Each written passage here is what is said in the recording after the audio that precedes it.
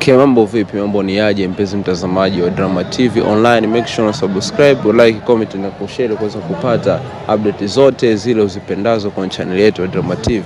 Today nimeamka na taarifa ambayo ni mpya kabisa ambayo tulipata tokea jana kwenye ofisi za Drama TV kuhusiana na mnguli ama artist wa uchoraji ambaye mlifahamika kama Miss Dido, mmoja kati ya wachoraji ambao ni wa zamani sana na ambao walitamba sana hapa kwetu Kabini Rugusu.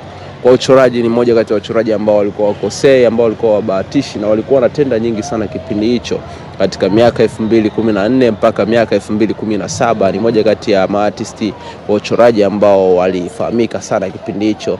Na taarifa ambayo imetoka rasmi ni kwamba mzee wetu ameweza kutuacha kwenye mkoa wa Kigoma. Amefariki dunia kwa magonjwa ambayo bado hayajapata uchunguzi zaidi sana. Kwa mujibu wa taarifa ni kwamba hajafia hapa kwetu Kabini Rugusu, mahali kwa ni mtu ambaye alikuwa onekani tena hapa. Ni mtu ambaye alikuwa ameshijikita sana kuishi kwenye mkoa wa Mwanza, na alikuwa ameshaendeleza business zake na kuendeleza kazi yake pia uchoraji na sanaa yake pia hiyo, na huko ndipo alipofariki. Na endelea kuwa karibu na Drama TV Online kwa kuweza kupata update zote zile ambazo zitakazoendelea kuhusiana na mazishi ya mzee wetu na sababu za kifo, hotuba yake, vyote tutakuvipata hapa ukiwa karibu na Drama TV Online.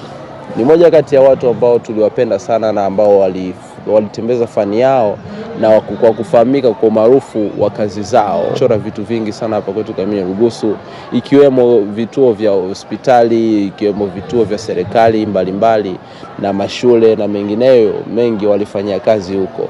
Alikuwa ni Miss Dido ambaye alitrend sana kipindi hicho, na leo hii ameweza kutuacha. Tutamkumbuka kwa mengi mazuri, tutakumbuka kwa mengi ambayo aliweza kuyafanya, kazi yake ya sanaa ya uchoraji na mengine mengi ambayo aliishi na watu vizuri, kama kuishi katika maisha yake ya kila siku ya kijamii kwenye kijiji cha AE. Ndio alikuwa akiishi mzee wetu. Na kuweza kupata kila kitu, endelea kuwa nasi kama Drama TV kuhusiana na ratiba za mazishi, pia kuhusiana na mazishi ya mzee wetu, vyote tutakwenda kuvipata hapa. Cause make sure subscribe, like, comment na kushare kuweza kupata all favorite update. Mimi ni Tage Kevo, Mr. Content. This is Drama TV.